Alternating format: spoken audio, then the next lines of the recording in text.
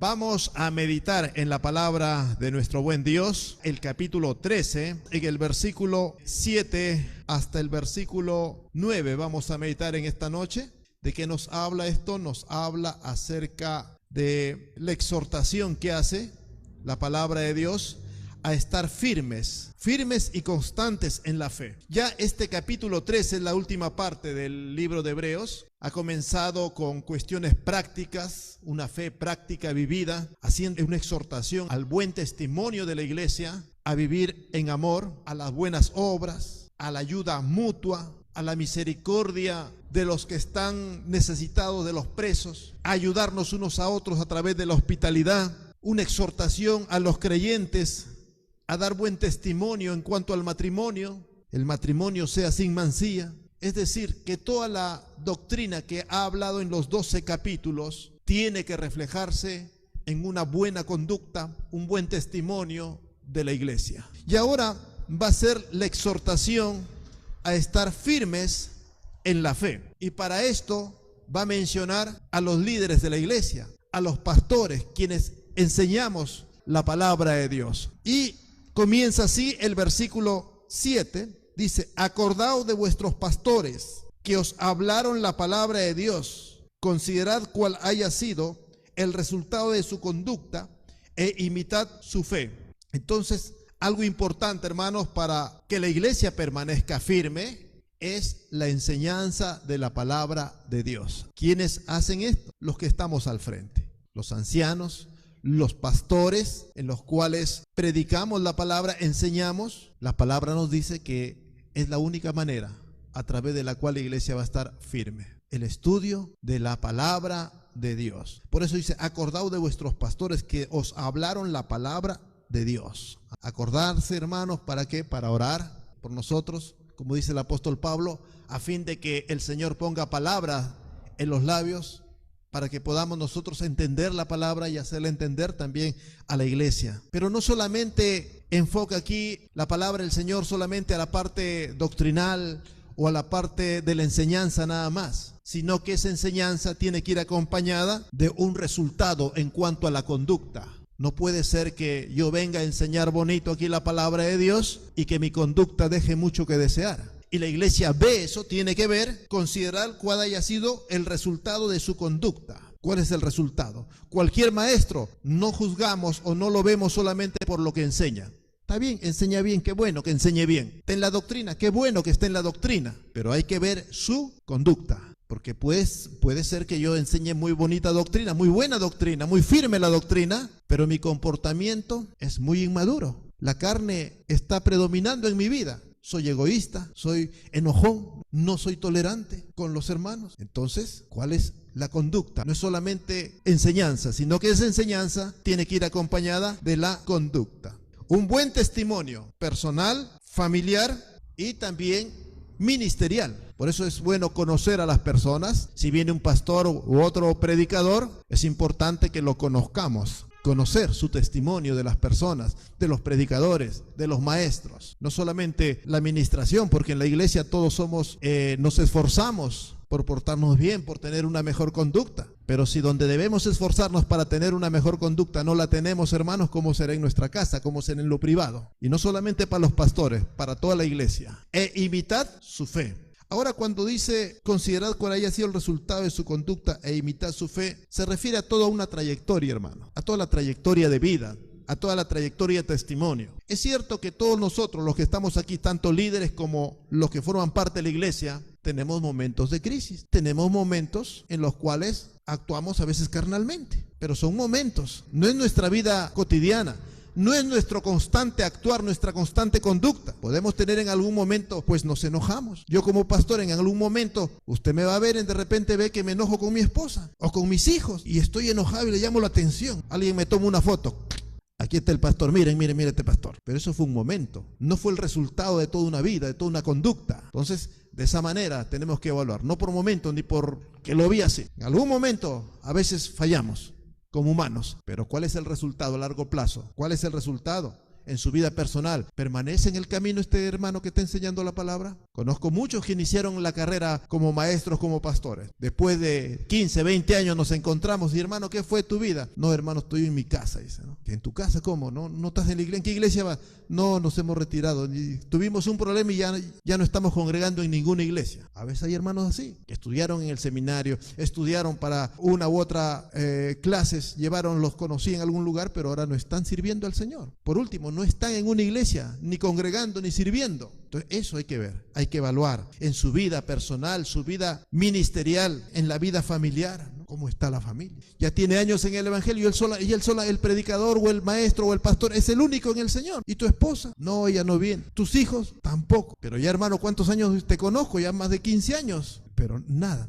Considerad cuál haya sido el resultado de su conducta e imitad su fe. Las almas, ¿no? ¿Cuál es el resultado de esa iglesia, ¿no? ¿Y qué pasó con el grupo que estabas pastoreando? Se deshizo, hermano. No queda nada. Entonces, esto de considerar la conducta de nuestros pastores, nuestros maestros, no es para condenarlos. Amén. No es para estar criticando. Es para orar por ellos, por nosotros. Es para apoyarnos. Imitar lo bueno. No todo. El único modelo perfecto es Cristo. De repente ve algo bueno en nosotros. A buena hora, imítelo. Pero no por nosotros, sino por Cristo. Y va a haber cosas negativas también que no le va a gustar. De repente ven en mí algo negativo, ¿no? Eso no tienen por qué imitarlo. Imitad lo bueno, dice el Señor. Imitemos lo bueno. Retengamos lo bueno. Lo que no es bueno, no edifica, lo desechamos. Y como pastores de repente tenemos alguna falla, algún defecto. Hable con nosotros. Díganos, hermano, esto de acá usted no lo está haciendo. Me parece que usted no lo está haciendo bien. O me parece que aquí metió la pata, hizo las cosas mal. Lo tomaremos, lo escucharemos y corregiremos. Por eso dice, acordaos de vuestros pastores que os hablaron la palabra de Dios, considerad cuál haya sido el resultado de su conducta e imitad su fe, las cosas buenas, las cosas positivas. Luego en el versículo 8 nos hace una exhortación para permanecer firmes, que tengamos presente esto. Debemos considerar la palabra de Dios como inmutable, que no cambia. Dice así, lo dice, Jesucristo es el mismo ayer, hoy y por los siglos. Eso es importante. Queremos tener algo estable en nuestras vidas, tenemos que entender eso, que Jesucristo no cambia. La palabra de Dios no cambia. Algunos dicen, no, es que Dios del Antiguo Testamento era más malo, dicen. ¿Escuchaba eso? El Dios del Antiguo Testamento era más severo, pero Dios, al ver tantos años, ya ha cambiado. Dios es como el abuelito, pero no es como el papá, ¿no? Algunos interpretan así, eso es terrible, hermano. Es una herejía prácticamente considerar a Dios así. Dios en el Antiguo Testamento era severo, como los papás son severos. Pero ya en el Nuevo Testamento Dios es más bueno, dice, ¿no? Así como el abuelo ya cuando ya envejece, está más maduro, ya está más bueno. Así es Dios, dice. Cuidado, eso es una herejía. Dios no tiene por qué madurar. ¿Será que Dios maduró del Antiguo Testamento al Nuevo Testamento? No, Dios no madura. Dios es el mismo. Nosotros sí tenemos que madurar. No somos los mismos cuando nos convertimos a la fecha y de acá a 5 o 10 años más. No somos los mismos. Tenemos que madurar, tenemos que cambiar. Pero no piense que Dios cambia. No piense que su palabra cambia. No, es que conmigo Dios hace excepciones. Como yo soy su chochera de Dios, dicen algunos, a mí sí me permite esta falta. A mí sí me permite este pecado. ¿Será correcto eso? No, Dios no cambia, ni porque te ame a ti, ni porque nos ame, ni porque seamos el amigo de Dios. Dios no va a cambiar. Amén. Lo que es pecado, es pecado. Lo que agrada, le agrada. Lo que no agrada, no agrada. Así es el trato de Dios. Sus principios no cambian con el tiempo. Los principios de la palabra de Dios no cambian con el tiempo, hermano. No es que la cultura de antes es diferente ahora. Cambiará las formas, pero la esencia no cambia. La esencia del matrimonio es el mismo. Algunas formas cambian, pero la esencia del matrimonio, un hombre para una mujer para un hombre, lo que unió Dios no lo separa él, hombre, eso no cambiará. ¿Cómo se casa? Antiguamente los casaban los papás, ahora los mismos jóvenes buscan su pareja. Eso es cultural, cambia sí, pero la esencia no cambia. Un hombre para una mujer para un hombre, lo que Dios une no lo separa el hombre. Pero hermano, y si se separan, se divorcian, igual es pecado. Pero tuvieron 2 mujeres, 3 mujeres los patriarcas, igual es pecado. Como a David, sí es pecado. Como a Salomón, es pecado. Fue pecado. No pensemos que antiguamente sí le consintió y ahora no. ¿Oíste que fue dicho al principio? Varón y mujer los hizo. No cambia. ¿Y cómo entonces? Estaban en falta ante Dios. Estaban en falta ante Dios. ¿Y cómo Dios lo usa? Por la gracia y la misericordia de Dios. ¿Tuvieron que sufrir las consecuencias? Sí, las sufrieron. Por eso es importante esto. Jesucristo es el mismo ayer y hoy y por los siglos. La palabra de Dios es la misma. Su esencia no cambiará jamás. Es importante eso. ¿Por qué es importante saber eso? Para que no nos dejemos llevar. Dice en el versículo 9, ya complementa esta idea de la importancia de enseñar la palabra de Dios, los líderes, los pastores. ¿Por qué es importante? Versículo 9 lo dice: no os dejéis llevar de doctrinas diversas y extrañas, porque buena cosa es afirmar el corazón con la gracia, no con viandas, que nunca aprovecharon a los que se han ocupado de ellas. No os dejéis llevar de doctrinas diversas y extrañas. ¿Será que es nuevo este evangelio, esta cosa, esta práctica? No. Vamos a la palabra y al testimonio. ¿Qué dice la Biblia? ¿Qué dicen los principios bíblicos sobre el matrimonio? No van a cambiar, hermano. Los principios bíblicos sobre la oración, sobre el culto, sobre la adoración, son los mismos, no van a cambiar. No hay cosas nuevas bajo el sol, como dijo Salomón. Diversas, extrañas, nuevos evangelios, nuevas formas tal vez de ministrar, que van contra la palabra. Tener cuidado con eso.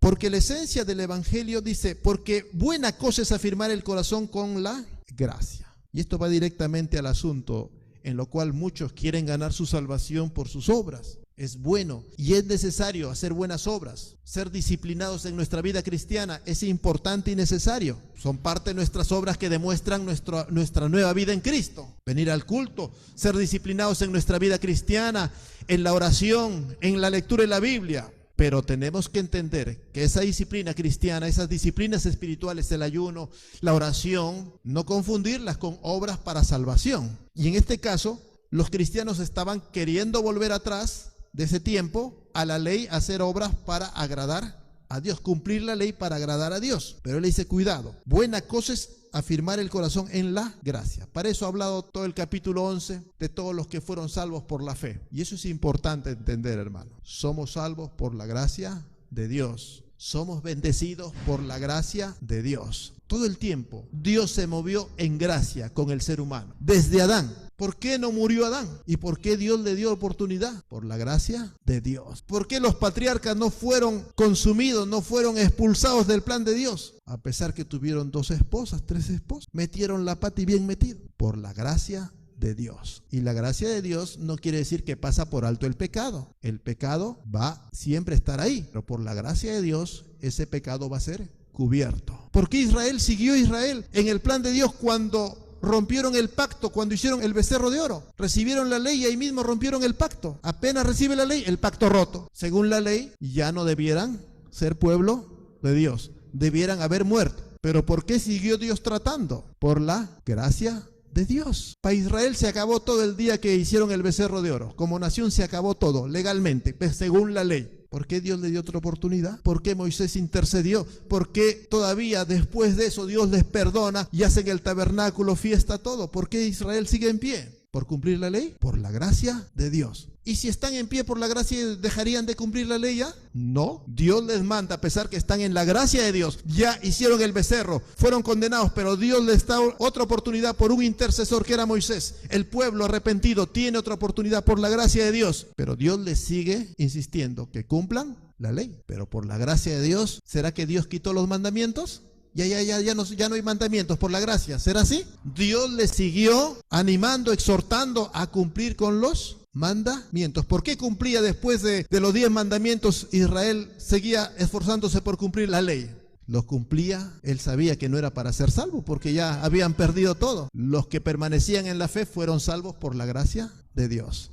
Por eso dice, tanto en el antiguo como en el presente y en el futuro, la historia del cristianismo se fundamenta en la gracia de Dios. Por eso es cosa buena es afirmar el corazón en la gracia, con la gracia. Versículo 9, no con viandas, no con comidas, que nunca aprovecharon a los que se ocuparon de ellas. Sea desde el punto de vista judío, no con especificaciones de la ley, no comas, no bebas. La palabra de Dios nos habla, Colosenses 2:16 nos dice que cosas como no comas, no bebas, no toques, no uses, ciertamente tienen buena fama en duro trato con el cuerpo. Es disciplina, pero no tienen ningún poder sobre los apetitos de la carne. No cambian el corazón del hombre. Poner una serie de reglas, no comas esto, si come esto, no te vistas así, no hagas esto, no hagas el otro. Disciplina. Es bueno en el sentido de disciplinar al cuerpo, Pero eso no tiene ningún valor en un corazón no arrepentido, no nacido de nuevo. No tiene ningún efecto sobre la carne. Si alguien viene a una iglesia y le dicen, ¿sabes qué?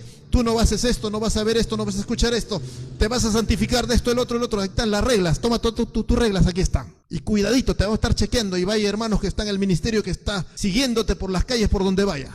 Va a serlo de miedo. Pero dice el Señor que eso no tiene ningún poder sobre la carne. Al final va a caer, va a tropezar. Así como Dios nos da las leyes, todavía la ley de Dios está vigente para nosotros. No para salvación, sino para agradar a Dios. No matarás, no robarás, no cometerás adulterio, falso testimonio. Es parte de la ley, amén. Pero no para salvación. Eso no cambia el corazón. Viene a nosotros esa ley, la amamos, dice Juan. Quien ha nacido de nuevo ama sus mandamientos, ama la palabra. ¿Por qué? Porque ha nacido de nuevo, tiene a Cristo en su corazón. Gloria al Señor. Entonces dice, la advertencia es eso, afirmar el corazón con la gracia, no con comidas, no con prohibición, porque eso nunca dieron buen resultado a los que se ocuparon de ellas. Amén. Gloria al Señor. Entonces, aquí la exhortación final, a no dejarnos llevar por diversas doctrinas diversas y extrañas que nunca han llevado a buen camino. Han desviado la iglesia, han desviado la conducta de los líderes y de la congregación misma. Tenemos que estar atentos a eso. Exhortación, estar firmes en nuestra fe. Base, la palabra de Dios. Base, que Dios no cambia, que su palabra no cambia. Es el mismo. Dios nos bendiga, Dios nos ayude.